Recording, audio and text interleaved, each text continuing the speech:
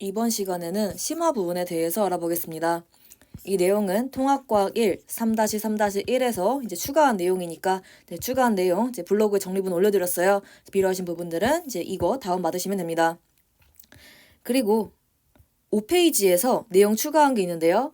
여기 생성물 다 CO2랑 H2O다 이거 추가해드렸고, 그리고 얘네 둘 다 모두 산소 기치가 필요하다 이 내용도 추가했으니까 이것도 추가된 거 수정본으로 되어 있으니까 블로그에서 정리본 다운 받으시면 됩니다. 그러면 심화 부분 보도록 하겠습니다. 세포 호흡, 무산소 호흡, 발효 비교해 보도록 할 건데요. 먼저 정의입니다. 세포 호흡은 산소를 사용해서 무기물을 생성하는 반응을 진행하고요.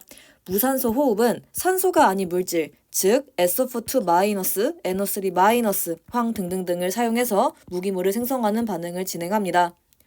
발효는 유기물을 생성하는 반응을 진행하는데요. 이 발효는 산소를 사용하는 반응도 있고 사용하지 않는 반응도 존재합니다.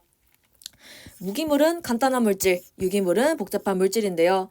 옛날에도 말씀드린 적이 있는데 두 개는 기준은 모호합니다. 명쾌하게 이제 딱 구분되진 않으나 이러한 용어들은 존재한다라고 기억하시면 됩니다. 그리고 발효를 간혹 가다가 무산소 호흡의 한 종류로 보는 관점도 존재합니다. 하지만 저는 이렇게 분류를 해놓은 상황입니다. 그러면 발효의 종류 보겠습니다. 먼저 젖산 발효입니다. 산소가 없을 때 진행을 하는데요. 포도당으로부터 젖산, 즉 유산을 생성합니다. 김치, 요구르트 등의 생성 원리이고요. 유산균 또는 젖산균, 적혈구, 근육세포 등이 진행을 합니다. 적혈구는 핵, 그리고 마이토콘드리아 등이 존재하지 않기 때문에 젖산 발효를 진행하는데요. 적혈구가 이런 것들이 존재하지 않는 이유는 모세혈관을 통과해야 하기 때문입니다. 우리 모세혈관은 굉장히 좁죠. 이 좁은 곳을 움직이고 싶다. 그러면 굉장히 조그맣고 이런 유동성이 좋아야 합니다. 그래서 적혈구는 이러한 것들을 포기한 대신에 모세혈관을 통과할 수 있는 유동성을 획득했다라고 봐주시면 됩니다. 근육세포는 산소가 풍부할 때는 세포호흡을 진행하고요. 산소가 부족할 때는 젖산 발효를 진행합니다. 그래서 젖산이 축적되면 피로하고 통증이 느껴집니다. 그래서 우리가 운동을 굉장히 강하게 하면 근육통이 오죠. 젖산 때문입니다. 근데 좀 쉬고 편안하게 있으면 점점 통증이 사라지는데 그 이유는 젖산이 산소가 풍부해지니까 다시 이제 세포 호흡을 해서 이제 젖산이 사라지기 때문이다 봐주시면 됩니다. 그래서 화학 반응식은 이렇게 간단하게 표현이 가능하고요. 두 번째로 알코올 발효를 보겠습니다. 산소가 없을 때 진행을 하는데 포도당으로부터 에탄올이 생성이 됩니다. 알코올이 큰 개념이고 그 안에 에탄올 등등등이 있는데 에탄올이 여기 있다라고 보시면 됩니다. 이때 CO2도 같이 생성이 되고요. 알코올 발효는 술, 빵 등의 생성 원리입니다. 그래서 술의 주성분이 에탄올이다라는 거는 우리가 잘 알고 있을 겁니다.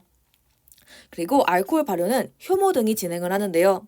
효모도 산소가 풍부할 때는 세포 호흡을 진행하는데 산소가 부족하다. 그러면 알코올 발효를 진행합니다. 그래서 간단하게 화학 반응식을 보면 에탄올 발생하고 CO2 생성된다라고 보시면 됩니다. 세 번째로 아세트산 발효입니다.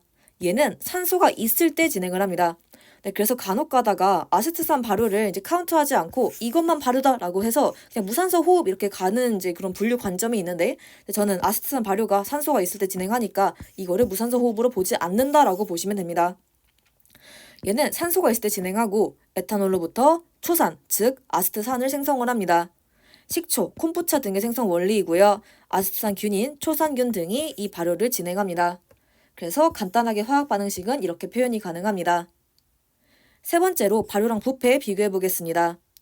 발효는 인간에게 유익한 물질을 생성하는 반응이고요. 부패는 인간에게 해로운 물질을 생성하는 반응입니다. 그래서 두 개는 반응들은 비슷한데 인간을 기준으로 구분된다라고 기억하시면 됩니다. 그러면 또 심화 부분인 술이 체내에서 분해되는 과정 보도록 하겠습니다.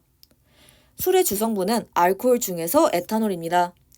ADH라는 효소에 의해서 아세트알데하이드로 전환된 다음에 ALDH라는 효소에 의해서 아세트산으로 전환이 될 수 있습니다.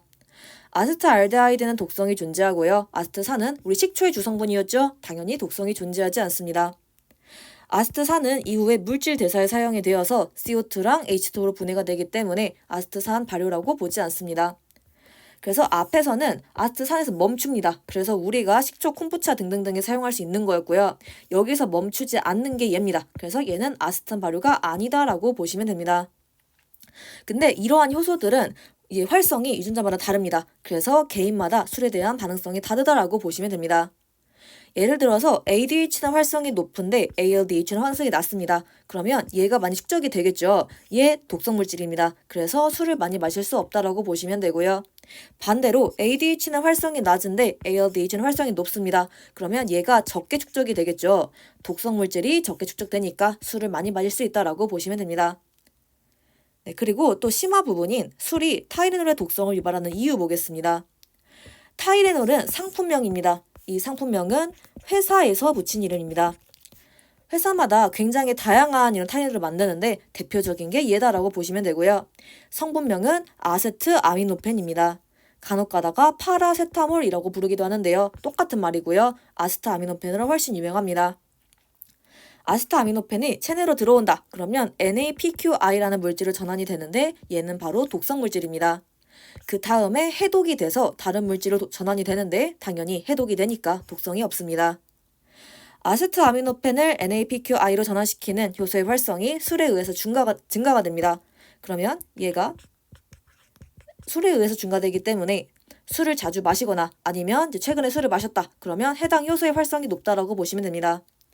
그래서 이렇게 술과 관련된 사람들은 NAPQI의 생성 속도가 해독되는 속도보다 빠릅니다. 그래서 NAPQI가 축적이 되는데요. 이러한 과정은 간에서 활발하기 때문에 얘가 축적이 되면 간 독성을 유발할 수 있게 됩니다. 그럼 이렇게 해서 심화 부분 마무리하도록 하겠습니다.